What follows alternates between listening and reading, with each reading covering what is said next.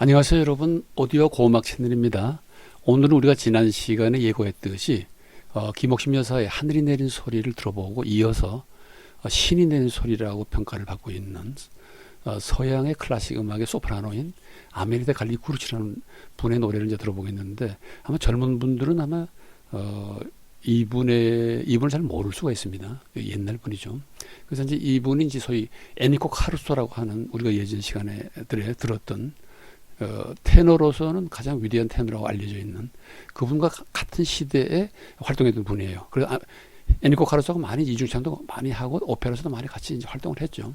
1882년에 태어나신 분인데, 오늘 우리가 듣는 이 곡들은, 녹음들은 주로 여기 이제 이 화면에 나와 있는 것처럼 1916년에서 1920년 사이 요때 주로 녹음된 거예요. 이분이 아마 30대 중반 정도 되는 시기에 녹음된 건데, 100년도 더 지난 그런 이제 옛날 녹음인데, 그걸 이제 감안하고 듣는다면은 참 이분의 이 위대한 목소리를 아무리 강조를 해도 지나치지 않습니다. 아무리 높이 평가해도.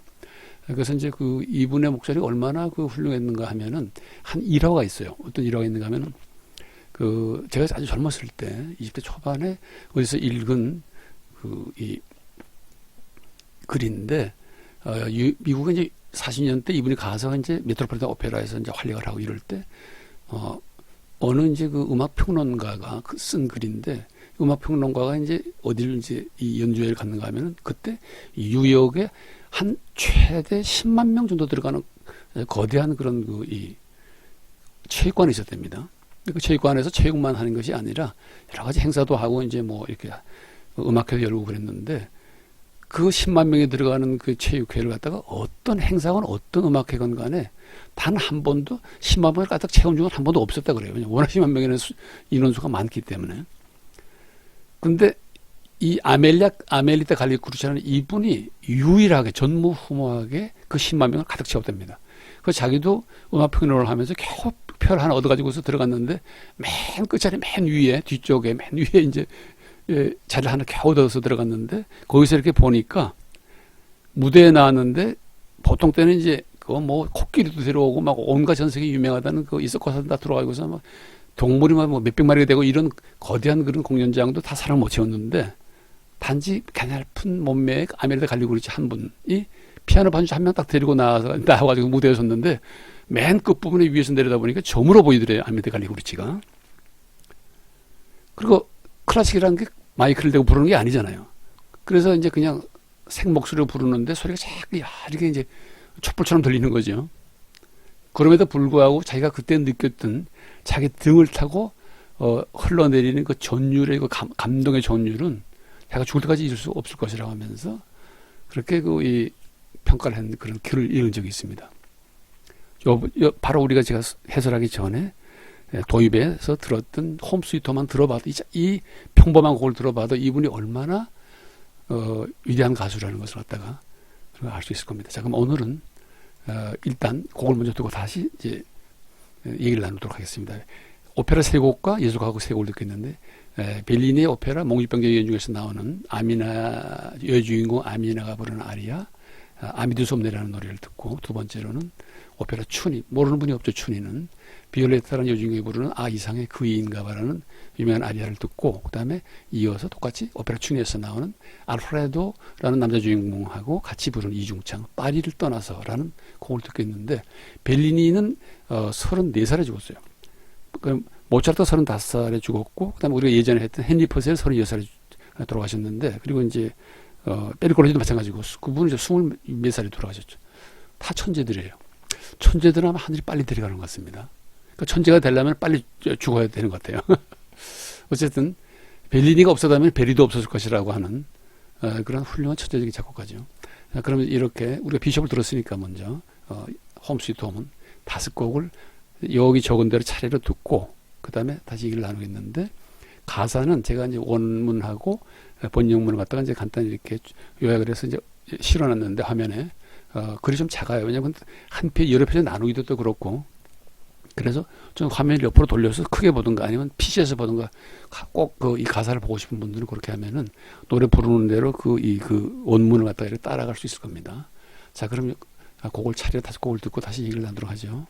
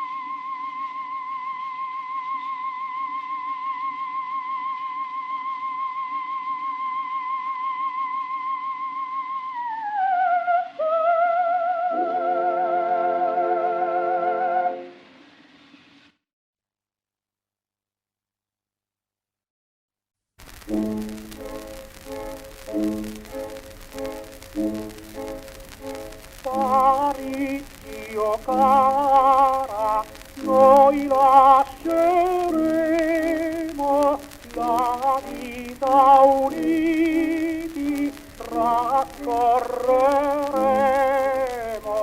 dei corsi affanni, compenso avrai la tua salute rifiorirà,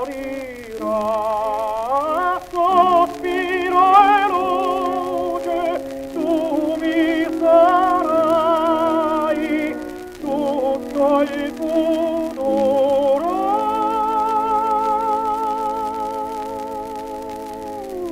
ne arriverà.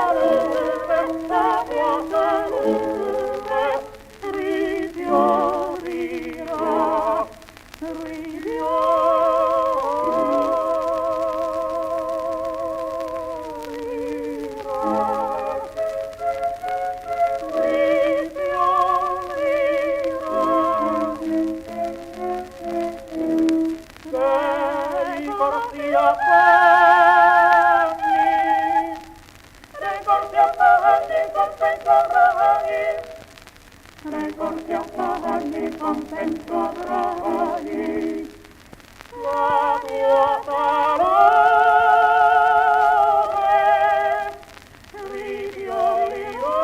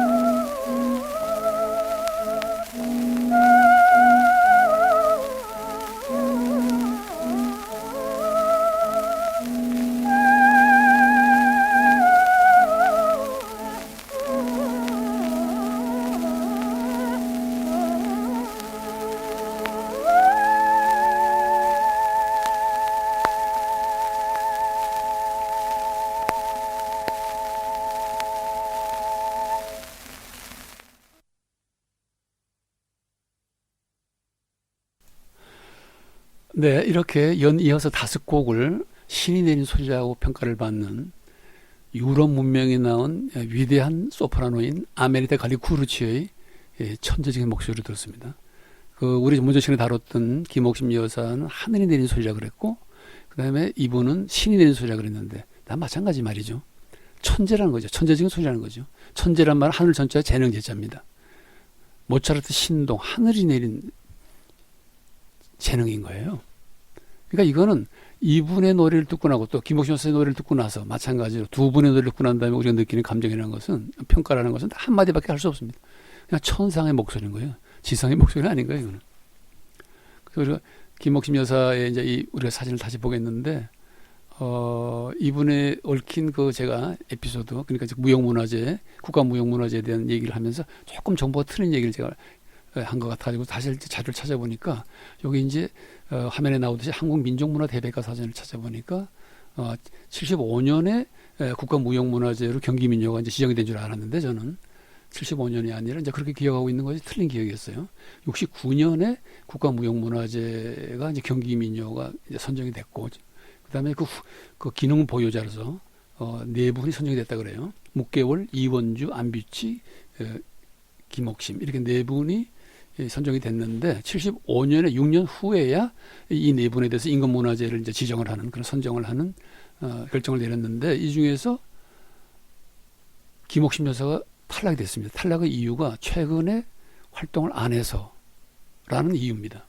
그때만 건강이 좋지 않았던 것 같아요, 이번에. 그래서 그때 진짜 슬픈 일이라고 제가 이제 지난 시간에 말씀드렸는데, 슬픈 일이라기보다는 우스꽝스러운 일이라고 볼 수밖에 없어요. 왜 제가 이 말씀드린가 하면, 이 사건을 제가 보면서 오늘 다시 새롭게 생각이 나는 하나의 에피소드가 있습니다. 그 에피소드가 어떤 에피소드인가 하면은, 장폴 사르트라고 하는 프랑스의 그 철학자에 얽힌 에피소드예요. 우리나라에는 장폴 사르트가 이제 실존주의 철학자라고 알려지는 것 같은데, 실존주의 철학자가 아니라 이 사람은 실존주의 문학자이자 그 다음에 현상학적인 철학자예요. 그래서 그의 대표적인 존재와 무는 어떤 부제가 붙어 있는가 하면 자기 자신 직접 붙인 부제지만은 현상학적 존재론이라고 하는 부제가 붙어 있어요. 그래서 철학자는 실존주의 철학자가 아니고 현상학자거든요. 그리고 실존주의 문학도 했기 때문에 실존주의 문학자라고 볼 수 있는데, 이제 이분이 하루는 어떤 연락을 노벨상 수상위원회에서 연락을 받았는데, 올해 노벨상 문학 수상자로서 당신이 선정이 됐으니까 상 받으러 오세요라고 연락을 받았는데, 그때 이제 친구들하고 같이 이제 얘기를 나누고 있는 때였다고 그래요. 그 연락을 받고서는 사르트르가 한 말이 걸작입니다. 아니, 누가 지들한테 나한테 상 주라고 그랬냐고. 유치원생이나 초등학생들이 모여가지고서는 대학생 형님이 쓴 책을 가지고서 상을 주냐 마냐 하고 평가한다면 그거 얼마나 우스꽝스러운 일이냐고, 우스꽝스러운. 걔들이 이제 그런 짓을 하고 있다는 거예요. 참 웃기는 놈들이라고 그렇게 얘기했답니다. 그래서 그 이후에 이제 노벨상 받으러 가지도 않고 노벨상도 안 받지도 않았고 그냥 완전히 무시해버린 거죠. 그 일 때문에 노벨상 위원회에서는 국제적인 망신을 당한 결과가 됐습니다. 제가 이 사건을 보면서 마찬가지로 봐요. 이 두 분은 천상의 목소리인 겁니다. 지상의 목소리가 아니에요. 고음을 들어보세요, 고음. 아메리타 갈리구르치가 부르는 그 난해한 고음들은 그냥 자연스럽게 하는 목소리를 엉누리하고 나오잖아요. 근데 그 이후에 모든 가수들, 그 유명한 마리아 카라조차도 고음이 찢어지고 비틀어지고 요즘 가수들 더 말할 것도 없죠. 목소리를 비틀어 가지고서 고음을 쥐어 짜듯이 내는데 이 두 분이 천재적인 목소리를 가진 이 두 분이 제기하는 유일한 문제점이 뭔 줄 아십니까? 이분들이 어떤 노래를 부르게 되면은 그 노래를 다시는 다른 가수들이 부르는 노래로 들을 수가 없다는 거예요. 그래서 이제 옛날에 어느 유명한 그 유럽의 평론가가 이런 말을 했습니다. 남자 가수, 남자 성악가에는 두 개의 커다란 기둥이 있는데 한 기둥은 테너 에니코 카루소고 그다음에 다른 한 기둥은 러시아 출신의 베이스인 슈알레핀이다. 이 두 개의 거대한 기둥 사이로 나머지 가수들은 그냥 왔다 갔다 할 뿐이다. 라고 이렇게 얘기를 했다 그럽니다. 마찬가지로 여성 가수에 대해서 말을 하자면은 유럽 문명에 난 위대한 두 기둥이 있는데 한 기둥은 아메리타 갈리구르시라는 소프라노고 나머지 한 기둥은 베이스에 해당하는 꽁트랄토 저번에 시간에 다뤘던 캐슬린 페이리라는 그 기둥이 있는데 이 두 거대한 위대한 기둥 사이로 다른 가수는 왔다 갔다 할 뿐이에요. 그렇게 제가 말씀드릴 수밖에 없습니다. 그만큼 이 두 분의 목소리는 그 어떤 지상의 어떤 목소리로 따라갈 수 없는 그냥 천상의 목소리인 거예요. 그런데 이제 하나의 문제가 생겼습니다. 이 다음 사진에서 이제 보듯이 루루가 저희 이런 생각을 알아차렸는지 이런 방송 듣고서는 뭐라고 얘기해요 옆에서 저한테 하나의 커다란 핀잔을 주게 됐어요. 아니 지난번과 이번에 2회에 걸쳐서 이런 천재적인 세계 최고의 가수를 다루어 버렸는데 앞으로 이제 다른 가수를 어떻게 다루려고 그러냐고. 사실상 마리아 칼라스도 잘 부르는 노래들이 있거든요. 물론 뭐 이 천상의 목소리인 이 아메리카 갈리구르시와 비교할 수는 없겠습니다만은 이 친구 말이 맞는 거예요, 제가. 그래서 뒤통수 하나 맞은 것이 우리 루루로부터. 그래서 엄청나게 큰 핀잔을 루루로부터 맞고서는 제가 이제 더 이상 할 말이 없어서 이제 그냥 입을 다물고 있었습니다. 자, 어쨌든 이 두 분의 천상의 목소리를 우리가 여러분들과 함께 들을 수 있는 것만으로도 이 세상에 태어난 하나의 이 기쁨의 행복이고 축복입니다. 이러한 기쁨과 행복과 축복의 덕을 우리는 하늘과 신한테 돌려야 될 것 같아요. 자, 그러면 오늘 여기서 마치겠습니다.